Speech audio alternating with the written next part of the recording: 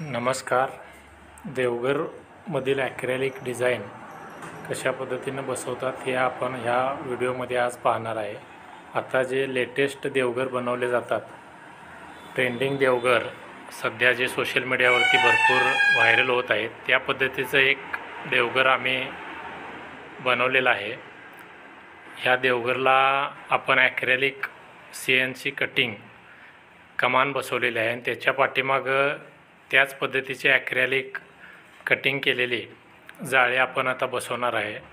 ही जाळी बसवत असताना त्याच्या पाठीमागे आपण LED light, warm white light बसवलेला आहे आणि ह्या देवघरची साईज 6 फूट उंच आणि 3 फूट रुंद, म्हणजे 6 बाय 3चं हे देवघर आहे. हे देवघर आपण ओकोली या ठिकाणी जे फौजी आहेत, शिपेकर, त्यांच्या घरी आपण हे देवघर बनवलेलं आहे. अशा पद्धतीचे लेटेस्ट जे आता ट्रेंडिंग देवघर आपण यूट्यूबवरती बघत असतो, त्या पद्धतीचं देवघर आपण CNC कटिंगमध्ये जाळी आपण आता बनवून इथं बसवलेले आहे.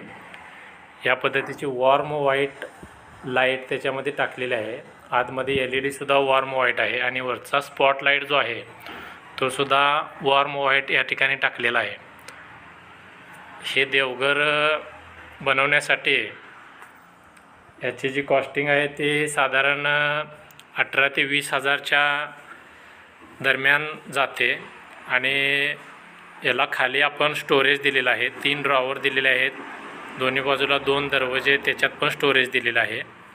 आणि हे आपण आता पाहत आहे बघा, किती छान श्री असेल, स्वस्तिक असेल किंवा आतमधला जो राऊंड ओम जे आहे तो दिसत आहे आणि लाईट लागल्यानंतर जे तोचा जो लुक आहे तो एकदम मस्त दिसत आहे आपल्याला.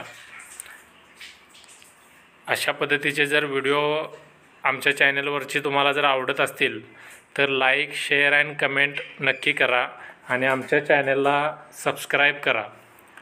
धन्यवाद.